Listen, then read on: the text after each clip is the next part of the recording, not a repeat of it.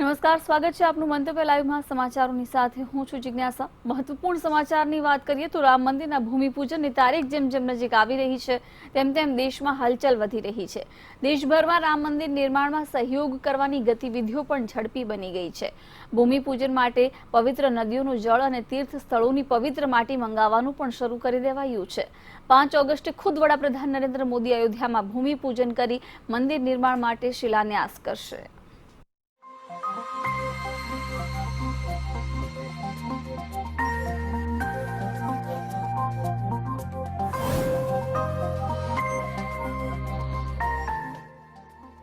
રામ મંદિર ભૂમિપૂજનની તડામાર તૈયારીઓ।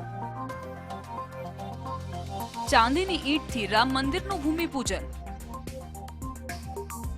પીએમ મોદી ચાંદીની ઈંટથી કરશે શિલાન્યાસ। 15,59,000 રૂપિયાની ચાંદીની ઈંટ। તારીખ પે તારીખ અને વિવાદ પર વિવાદ બાદ આખરે એ ઘડી આવી જ ગઈ। અયોધ્યામાં ભવ્યાતિ ભવ્ય રામ મંદિરનું ભૂમિપૂજન 5 ઓગસ્ટે વડાપ્રધાન નરેન્દ્ર મોદીના હસ્તે થશે। 5 ઓગસ્ટે ભૂમિપૂજન વિધિ દરમિયાન પીએમ મોદી ચાંદીની ઈંટથી રામ મંદિર નિર્માણનો શિલાન્યાસ કરશે। આ ચાંદીની ઈંટ અયોધ્યા પહોંચી પણ ગઈ છે। આ શુદ્ધ ચાંદીની 22.6 કિલોગ્રામની ઈંટ હશે। ચાંદીના આજના ભાવના હિસાબે જોવામાં આવે તો આ ઈંટની કિંમત 15,59,000 રૂપિયા થવા જાય છે। ભગવાન રામને રત્નજડિત વસ્ત્રોથી શણગારાશે। ભગવાન શ્રી રામ તેમના ભાઈ લક્ષ્મણ, ભરત અને શત્રુઘ્નને 5 ઓગસ્ટે રામ મંદિરના ભૂમિપૂજનના પ્રસંગે રત્નજડિત વસ્ત્રો પહેરાવવામાં આવશે। રામદલ સેવા ટ્રસ્ટના અધ્યક્ષ પંડિત કલ્કી રામે જણાવ્યું કે ભગવાનની મૂર્તિઓ પર આ પોશાક પહેરાવવામાં આવશે। આ પોશાકો પર 9 પ્રકારના રત્નો જડવામાં આવી રહ્યા છે। બદ્રીનાથની માટી અને અલકનંદાનું જળ। ઉત્તરાખંડના બદ્રીનાથથી માટી અને અલકનંદા નદીનું જળ અયોધ્યામાં રામ મંદિર નિર્માણ માટે મોકલી આપવામાં આવ્યું છે। અહીંથી વિશ્વ હિન્દુ પરિષદનું એક પ્રતિનિધિ મંડળ માટી અને જળ લઈને અયોધ્યા માટે પહેલેથી જ રવાના થઈ ચૂક્યું છે। જન્મભૂમિની નીચે નહીં રાખવામાં આવે ટાઈમ કેપ્સ્યુલ। રામ મંદિર નિર્માણના પાયામાં 200 ફૂટ ઊંડે જમીનમાં ટાઈમ કેપ્સ્યુલ ઉતારવાની વાતને શ્રી રામ જન્મભૂમિ તીર્થ ક્ષેત્ર ટ્રસ્ટે ફગાવી દીધી છે। ટ્રસ્ટના મહાસચિવ ચંપત રાયે સ્પષ્ટ કર્યું છે કે રામ મંદિર નિર્માણ સ્થળ પર જમીનની નીચે ટાઈમ કેપ્સ્યુલ મૂકવાના અહેવાલો ખોટા છે। આ પ્રકારની અફવા પર વિશ્વાસ ન કરવામાં આવે। બ્યુરો રિપોર્ટ, મંતવ્ય ન્યૂઝ। કેન્દ્ર સરકાર દ્વારા સૂક્ષ્મ, લઘુ અને મધ્યમ ઉદ્યોગોને રાહત આપવા માટે જાહેર કરાયેલા 3 લાખ કરોડ રૂપિયાના પેકેજમાંથી 43% હિસ્સાને મંજૂરી આપવામાં આવી છે। સરકારી ડેટા મુજબ બેંકો દ્વારા અત્યાર સુધી emergency credit line guarantee scheme અંતર્ગત 43.5% રકમ મંજૂર કરવામાં આવી છે।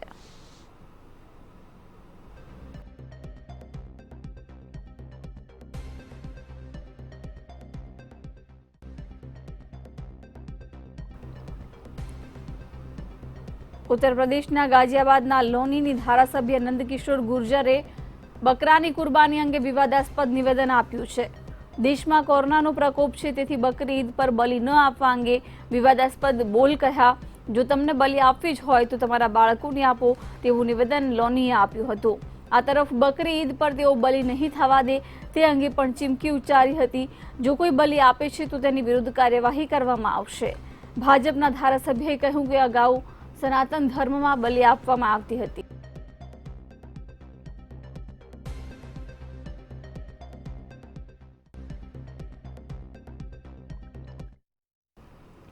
ઉત્તર પ્રદેશના ગાઝિયાબાદના લોનીના ધારાસભ્ય નંદકિશોર ગુર્જરે બકરાની કુરબાની અંગે વિવાદાસ્પદ નિવેદન આપ્યું છે।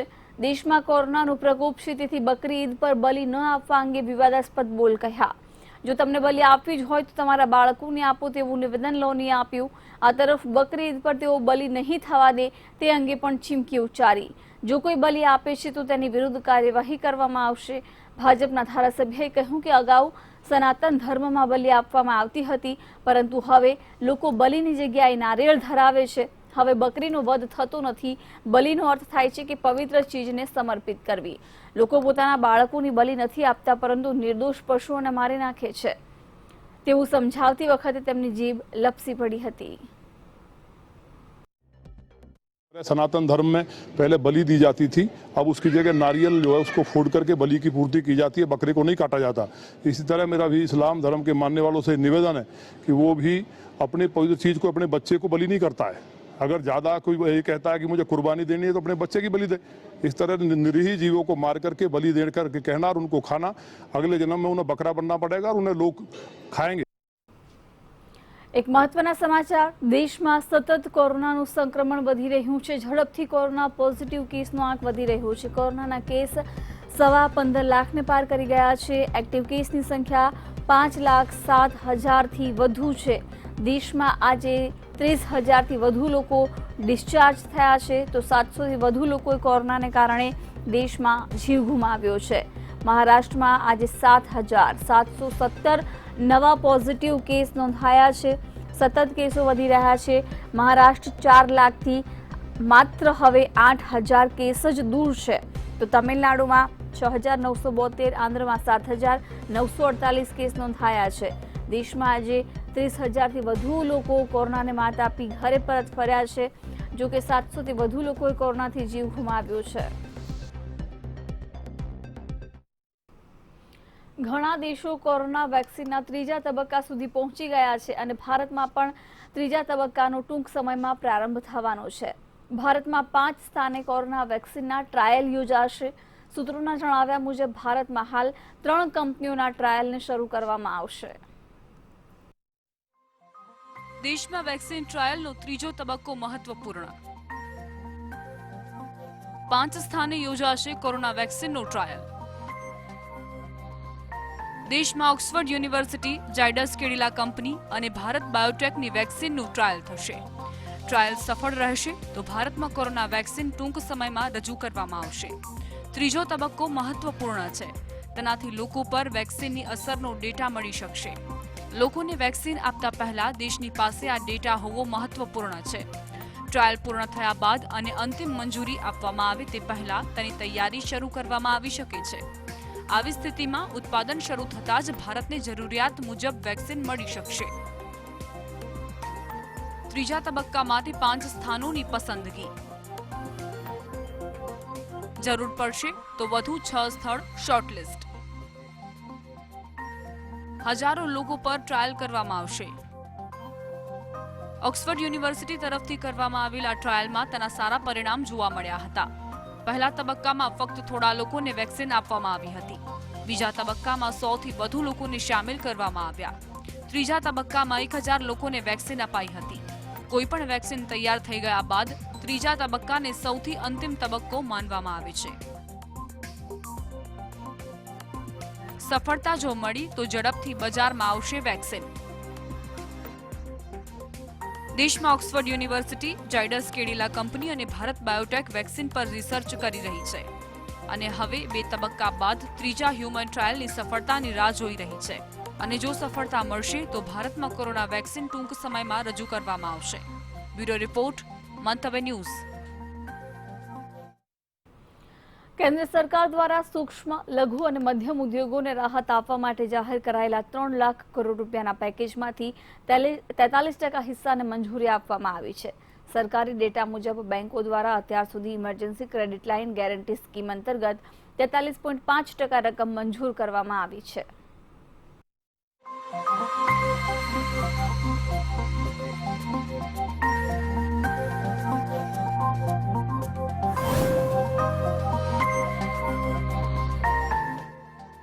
जुलाई में एमएसएमई ने लोन में विक्रमी वृद्धि। 1 जुलाईए 1.10 लाख करोड़ रुपयानी लोन मंजूर। हवे 1.30 लाख करोड़ थी वधुनी लोन मंजूर। 3 लाख करोड़ सुधी आपवानी छे लोन। केंद्र सरकार द्वारा सूक्ष्म और लघु उद्योगों ने राहत आपवा माटे लोननी जाहेरात कराई हती, जे 1 जुलाई सुधी 1.10 लाख करोड़ रूपियानी लोन मंजूर करवामां आवी हती, जे हवे वधीने 1.30 लाख करोड़ ने पार पहोंची गई छे। एटલું જ નહીં, લોન લેનારામાં ખાતામાં લોનની રકમ ટ્રાન્સફર કરવાનો આંકડો પણ ખૂબ જ ઝડપથી વધી રહ્યો છે। 23 જુલાઈ સુધી બેંકો દ્વારા 3 લાખ કરોડ રૂપિયાના પેકેજમાંથી બેંકોને 82,065 કરોડ રૂપિયાનું પેકેજ જાહેર કરી દીધું છે. કેન્દ્ર સરકારના પેકેજ અંતર્ગત બેંક દ્વારા 3 લાખ કરોડ રૂપિયા સુધીની રકમ જાહેર કરવાની છે. બેંકો 3 માસમાં 3 લાખ કરોડનું લક્ષ્ય હાંસલ કરશે. 100 કરોડના ટર્નઓવર વાળી કંપનીઓને અપાશે લોન. 23 મેના રોજ લોન્ચ કરવામાં આવેલા સ્કીમ હેઠળ 31 ઓક્ટોબર સુધી અથવા 3 લાખ કરોડ રૂપિયાની લિમિટ સુધી લોન વહેંચવામાં આવે છે. એવા બધા એમએસએમઈ જેમનું ટર્નઓવર 100 કરોડ રૂપિયા સુધીનું છે તેમણે આ સ્કીમ હેઠળ લોન આપવામાં આવશે. આગામી 3 માસમાં બેંકો દ્વારા એમએસએમઈને 3 લાખ કરોડ રૂપિયાનો લક્ષ્યાંક હાંસલ કરી શકાય છે. જે એમએસએમઈનો ટર્નઓવર 100 કરોડ રૂપિયા સુધીનો છે તેમને આ લોનની સેવામાં આપવામાં આવી રહી છે. ખાનગી બેંક તરફથી 34,433 કરોડ રૂપિયા જાહેર. સરકારી સેક્ટરની બેંકોએ 47,631 કરોડની લોન અપાઈ. ખાનગી બેંક તરફથી અત્યાર સુધી કરજ ધારકોના ખાતામાં 34,433 કરોડ રૂપિયાની રકમ જાહેર કરવામાં આવી ચૂકી છે. તે સિવાય સરકારી સેક્ટરના બેંકોએ 47,631 કરોડ રૂપિયાની રકમ જાહેર કરી દીધી છે. સરેરાશ પ્રમાણે જોઈએ તો ખાનગી બેંકોએ મોટા પ્રમાણમાં લોન વહેંચી છે, જ્યારે કે સરકારી બેંકોએ નાના ઉદ્યોગોને પણ મદદ કરી છે. ખાનગી બેંકોએ સરેરાશ 14.95 લાખ રૂપિયા પ્રતિ કરજ ધારકને જાહેર કર્યા છે, જ્યારે કે સરકારી બેંકોના સરેરાશ 2.66 લાખ રૂપિયા છે. બ્યુરો રિપોર્ટ, મંતવ્ય ન્યૂઝ. અત્યાધુનિક મિસાઇલો અને ઘાતક બોમ્બથી સજ્જ ભારતીય વાયુસેનાના સૌથી ઘાતક ફાઇટર જેટ રાફેલ આવતીકાલે અંબાલા પહોંચવાના છે. અંબાલા એરફોર્સની આસપાસના વિસ્તારોમાં કલમ 144 લાગુ કરી દેવામાં આવી છે અને સમગ્ર એરિયાને નો ડ્રોન ઝોન પણ ઘોષિત કરવામાં આવ્યો છે. અઠવાડિયાની અંદર જ આ વિમાનોને કોઈપણ મિશન માટે તૈયાર કરી લેવામાં આવશે. આ ફાઇટર જેટને ઉડાડવા માટે કુલ 12 પાયલટોને ટ્રેનિંગ આપવામાં આવી છે. ઉલ્લેખનીય છે કે કુલ 5 રાફેલ 27 જુલાઈના ફ્રાન્સથી ભારત માટે રવાના થયા હતા. મંગળવારના તેમને અબુધાબીમાં લેન્ડિંગ કર્યું. ચીન અને પાકિસ્તાન સાથે ચાલી રહેલા તણાવની વચ્ચે આ ફાઇટર જેટનું ભારતમાં આવવું ઘણું જ મહત્વનું માનવામાં આવે છે. રાફેલ વિમાનોના રવાના થતા પહેલા ફ્રાન્સમાં ભારતીય દૂતાવાસે આ રાફેલ વિમાનો અને ઇન્ડિયન એરફોર્સના જાંબાઝ પાયલટોની તસવીર પણ જાહેર કરી છે.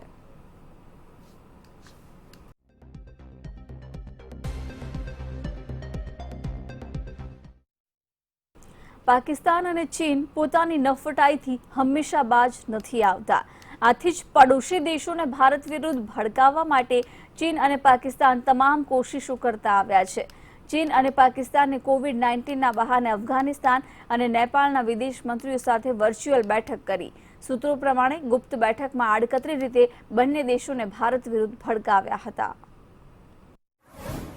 વર્ચ્યુઅલ મીટિંગથી વિવાદને આમંત્રણ. પાડોશી દેશોને ભારત વિરુદ્ધ ભડકાવવાનું કાવતરું. ચીન અને પાકિસ્તાનની નાપાક ચાલ. ચીન કોવિડ-19ના બહાને ભારતને તેના પાડોશીઓથી અલગ કરવાનું કાવતરું ઘડી રહ્યો છે. ચીનના વિદેશ મંત્રીએ નેપાળ, અફઘાનિસ્તાન અને પાકિસ્તાનના વિદેશ મંત્રીઓ સાથે વર્ચ્યુઅલ મીટિંગ કરી હતી. તેઓ આ બહાને ભારતને આ દેશોથી દૂર કરવા માંગે છે. આ મીટિંગમાં બાંગ્લાદેશ, મ્યાનમાર અને શ્રીલંકા સામેલ ન હતું. જો કે એ પણ હજુ સ્પષ્ટ નથી કે આ દેશોને આ મીટિંગમાં સામેલ થવા માટે આમંત્રણ આપવામાં આવ્યું હતું કે નહીં. સીપીઈસીના દરવાજે ષડયંત્રની કોશિશ. સીપીઈસી એટલે ચીન પાકિસ્તાન ઇકોનોમી કોરિડોર. ઇકોનોમીના નામે ભારતને ઘેરવાનું કાવતરું. મીટિંગમાં એજન્ડા બીજો, ચર્ચા બીજી. મીટિંગનો એજન્ડા કોવિડ-19ને રોકવાનો જણાવવામાં આવ્યો હતો, પરંતુ બેઠકનો દોર જેમ જેમ આગળ વધતો ગયો તેમ તેમ ચીન અને પાકિસ્તાને પોતાની નાપાક ચાલ રમવાનું શરૂ કર્યું. ચીનના વિદેશ મંત્રી વાંગ યીએ કહ્યું કે ચારેય દેશોએ મળીને સીપીઈસી એટલે કે ચીન પાકિસ્તાન ઇકોનોમિક કોરિડોરનું નિર્માણ પૂરું કરવામાં મદદ કરવી જોઈએ. તેને અફઘાનિસ્તાન સુધી લઈ જવાથી આ દરેક દેશને ફાયદો પણ થશે. ચીને 4 પોઈન્ટવાળો એક પ્લાન પણ આ મીટિંગમાં રજૂ કર્યો હતો. ભારતને મીટિંગથી રખાયું દૂર. પાકિસ્તાનના ન્યૂઝપેપર ધી ટ્રિબ્યુનના જણાવ્યા પ્રમાણે તેનું કારણ એ છે કે ભારતે હંમેશા CPECનો વિરોધ કર્યો છે અને ચીનને તે મંજૂર નથી. ભારત આ મીટિંગમાં સામેલ ન હતું, પરંતુ ભારતીય વિદેશ મંત્રાલયની આ મીટિંગ પર કડક નજર છે. બ્યુરો રિપોર્ટ, મંતવ્ય ન્યૂઝ. રાજસ્થાનના રાજકીય રણસંગ્રામમાં મુખ્યમંત્રી અશોક ગહેલોત અને રાજ્યપાલ કલરાજ મિશ્ર વચ્ચે ખેંચતાણ યથાવત છે. આજે ગહેલોત કેબિનેટ તરફથી રાજ્યપાલને વિધાનસભાનો વિશેષ સત્ર બોલાવવાની માંગ સાથે પત્ર પાઠવવામાં આવ્યો. જો કે રાજ્યપાલ કલરાજ મિશ્રે હજુ સુધી વિધાનસભાનું વિશેષ સત્ર બોલાવવા મુદ્દો કોઈ હકારાત્મક જવાબ નથી આપ્યો. ઉપરાંત પૂર્વ કેન્દ્રીય મંત્રી કપિલ સિબ્બલે રાજ્યપાલ કલરાજ મિશ્ર સામે સવાલ પણ ઉઠાવ્યા છે. કપિલ સિબ્બલે ટ્વીટ કરીને કહ્યું છે કે શું કલરાજ મિશ્રએ બંધારણના શપથ ગ્રહણ કર્યા છે કે પછી ભારતીય જનતા પાર્ટીના હિતોના શપથ ગ્રહણ કર્યા છે. ઉલ્લેખનીય છે કે વિધાનસભા સત્ર ન બોલાવવાને લઈને કોંગ્રેસ પાર્ટી સતત રાજ્યપાલ સામે સવાલો કરી રહી છે. મહત્વનું છે કે કોંગ્રેસ સરકાર તરફથી રાજ્યપાલ કલરાજ મિશ્રને વિધાનસભા સત્ર બોલાવવા કહેવામાં આવ્યું છે. જો કે રાજ્યપાલે કોરોના વાયરસ સંકટ અને સાથે જ ચિઠ્ઠીમાં સ્પષ્ટતા ન હોવાનું કારણ આપ્યું છે. ઉપરાંત હવે વિધાનસભા સત્ર બોલાવવા માટે 21 દિવસની નોટિસની વાત સામે આવી છે. આ કારણે કોંગ્રેસ સતત કલરાજ મિશ્રને નિશાન પર લઈ રહી છે.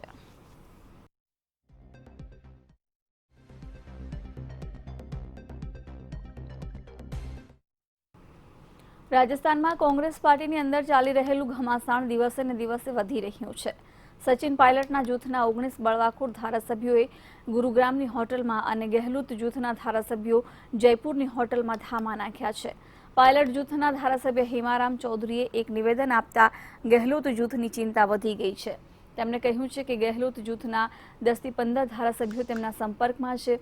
તેમને હોટલમાંથી મુક્ત કરતાની સાથે જ તેઓ અમારી સાથે જોડાઈ જશે. પાયલટ જૂથના ધારાસભ્ય હિમારામ ચૌધરીએ કહ્યું છે કે ગહેલોત જૂથના 10 થી 15 ધારાસભ્યો તેમના સંપર્કમાં છે અને તેઓ રાહ જોઈ રહ્યા છે કે ક્યારે તેમને હોટલમાંથી મુક્ત કરવામાં આવે અને તેઓ સચિન પાયલટના જૂથમાં જોડાય. રણદીપ સુરજેવાલાએ તાજેતરમાં જ કહ્યું હતું કે પાયલટ જૂથના 3 ધારાસભ્યો 48 કલાકની અંદર જયપુર પહોંચી જશે. તેના જવાબમાં હિમારામ ચૌધરીએ આ નિવેદન આપ્યું છે. गहलोत खेमे में जो बाड़ाबंदी में विधायक बैठे हैं उन विधायकों में हताशा है. उस हताशा को रोकने के लिए उन विधायकों को दिलासा दिलाने के लिए इस तरह का सुरजेवाला जी बयान दे रहे हैं. वहां पर 10 से 15 विधायक आज भी हमसे संपर्क कर रहे हैं और हमें कह रहे हैं कि ज्यों ही बाड़ाबंदी हटी हम यहाँ से भाग निकलेंगे. सचिन पायलट દ્વિચક્રી વાહનમાં પાછળ બેસનારને પકડવા માટે હેન્ડલ અનિવાર્ય કરાયું છે. અકસ્માત ઓછા કરવા માર્ગ પરિવહન મંત્રાલયે અનેક પરિવર્તનનો નિર્ણય લીધો છે. આ અંગેનું જાહેરનામું બહાર પાડી દેવાયું છે. તેને લાગુ કરવા દ્વિચક્રી વાહન કંપનીઓને 1.5 વર્ષનો સમય અપાયો છે. જાન્યુઆરી 2020થી દ્વિચક્રી વાહનોમાં આ તમામ પરિવર્તન અનિવાર્ય હશે. દેશમાં કુલ 21 કરોડ વાહનોમાં 14 કરોડ દ્વિચક્રી વાહનો છે. તેઓ જ સૌથી વધુ અકસ્માતનો ભોગ બનતા હોવાથી આ નિર્ણય લેવાયો છે.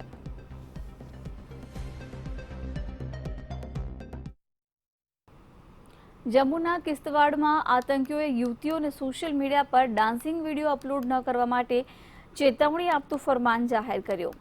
આતંકી સંગઠન હિઝબુલ મુજાહિદીન તરફથી સમગ્ર વિસ્તારના ઘરે ઘરે પોસ્ટર લગાવવામાં આવ્યા, જેમાં યુવતીઓને ધમકી આપવામાં આવી છે કે સોશિયલ મીડિયા પર તેમના ડાન્સિંગ વિડીયો અપલોડ કરશે તો આકરી સજાનો સામનો કરવો પડશે.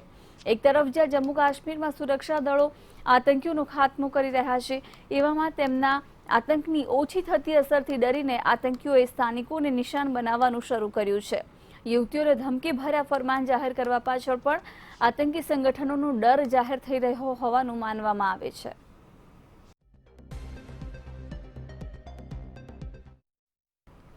કેન્દ્રીય વન અને પર્યાવરણ મંત્રી પ્રકાશ જાવડેકરે મંગળવારે ગ્લોબલ ટાઈગર ડેની પૂર્વ સંધ્યાએ એક રિપોર્ટ જાહેર કર્યો. તેમણે જણાવ્યું કે દુનિયાના 70% વાઘ ભારતમાં છે. એટલું જ નહીં, વર્ષ 1973માં આપણા દેશમાં ફક્ત 9 વાઘ રિઝર્વ હતા, જેની સંખ્યામાં વધારો થતા હવે 50 સંખ્યા થઈ છે. તેમણે કહ્યું કે એ જાણવું પણ જરૂરી છે કે આમાંથી એક પણ ખરાબ હાલતમાં નથી. આ તમામ સૌથી સારા અથવા તો બેસ્ટ છે. રિપોર્ટ જાહેર કરતા તેમણે જણાવ્યું કે ભારતમાં દુનિયાની 2.5% જમીન છે. દુનિયાનું 4% વરસાદ અને 16% વસ્તી ભારતમાં છે. તે છતાં પણ ભારત દુનિયાની 8% જૈવિક વિવિધતાનો ભાગ છે, જેના કારણે ભારતને તેની સિદ્ધિ પર ગર્વ છે.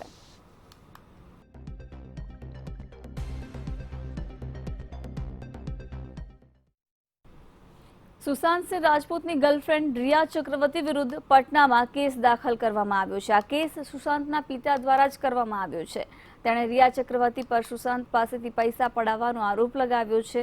રાજીવનગર પોલીસ સ્ટેશનમાં રિયા ચક્રવર્તી વિરુદ્ધમાં ફરિયાદ નોંધાતા બોલિવૂડમાં પણ હાહાકાર મચી ગયો છે. ઉલ્લેખનીય છે કે આજે રિપોર્ટ આવ્યા છે કે સુશાંતના પરિવારે મુંબઈ પોલીસની તપાસ પ્રક્રિયા અંગે નારાજગી વ્યક્ત કરી હતી. આ દરમિયાન કેસ દાખલ થયા બાદ પટનાની 4 સભ્યોની ટીમ પણ તપાસ માટે મુંબઈ રવાના થઈ છે. રિપોર્ટ અનુસાર આ કેસમાં કેટલાકની ધરપકડ પણ થઈ શકે છે.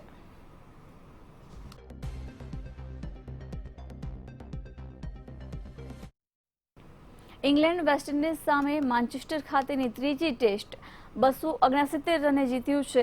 399 રનનો પીછો કરતા વિન્ડીઝ 129 રનમાં ઓલ આઉટ થયું. આ સાથે ઇંગ્લેન્ડે 3 મેચની સિરીઝ 2-1થી પોતાના નામે કરી છે. ક્રેગ બ્રેથવેટને 19 રને એલબીડબ્લ્યુ કરીને બ્રોડે ટેસ્ટ ક્રિકેટમાં 500 વિકેટ પૂરી કરી છે. તે આ સિદ્ધિ મેળવનાર વર્લ્ડનો ચોથો ફાસ્ટર અને કુલ 7મો બોલર બન્યો છે. જ્હોન કેમ્પેલ 0 રને બ્રોડની બોલિંગમાં કીપર બટલરના હાથે કેચ આઉટ થયો હતો. બ્રોડ ટેસ્ટમાં 500 વિકેટથી માત્ર 1 શિકાર દૂર છે. તેણે આજે વેસ્ટ ઇન્ડિઝ તમામ 6માંથી 6 વિકેટ ઝડપી, જેમાં પ્રથમ ઇનિંગ્સની અંતિમ 4 અને બીજી ઇનિંગ્સમાં પડેલી બંને વિકેટનો સમાવેશ થાય છે.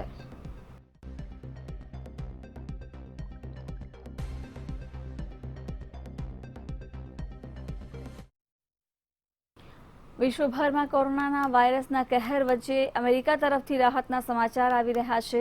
રાષ્ટ્રપતિ ડોનાલ્ડ ટ્રમ્પે કહ્યું કે તેનું પ્રશાસન આગામી 2 સપ્તાહની અંદર કોરોનાની સારવારને લઈને સારા સમાચાર આપશે.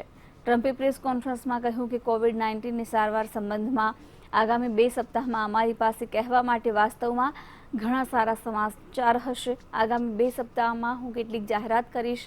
ઉલ્લેખનીય છે કે અમેરિકાના વૈજ્ઞાનિકોએ બાયોટેકનોલોજી કંપની મોડર્ન દ્વારા વિકસિત સંભવિત કોવિડ-19ની રસીના 3જા તબક્કાનું ટ્રાયલ શરૂ કર્યું. NIHની યોજના લગભગ 30,000 વોલેન્ટિયર્સ પર રસીનું ટ્રાયલ કરવાનું છે.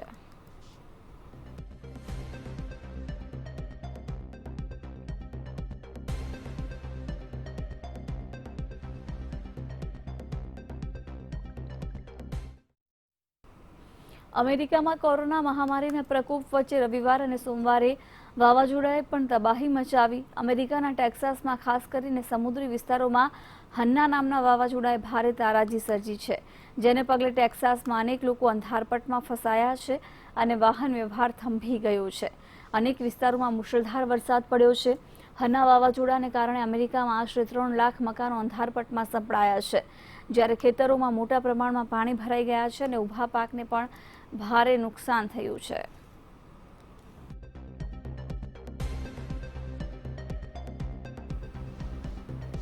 તો ટેક્સાસમાં વાવાઝોડાથી વીજળી ખોરંભાઈ છે. વાવાઝોડાને કારણે વાહન વ્યવહારને પણ ભારે અસર પહોંચી છે. લગભગ 3 લાખ લોકોના મકાનોમાં અંધારપટ છવાયો છે. આ વાવાઝોડાને કારણે ભારે તબાહી મચી છે. અમદાવાદની કોર્પોરેશન સંચાલિત સ્કૂલની ઘોર બેદરકારી સામે આવી છે. કોર્પોરેશન સ્કૂલ કોરોના સંક્રમણ કાળમાં બંધ બારણે પરીક્ષા લેતી હોવાનો કિસ્સો પ્રકાશમાં આવ્યો છે. ન રહ્યું કોરોનાનો ભય, ન રહી સંક્રમણની ચિંતા.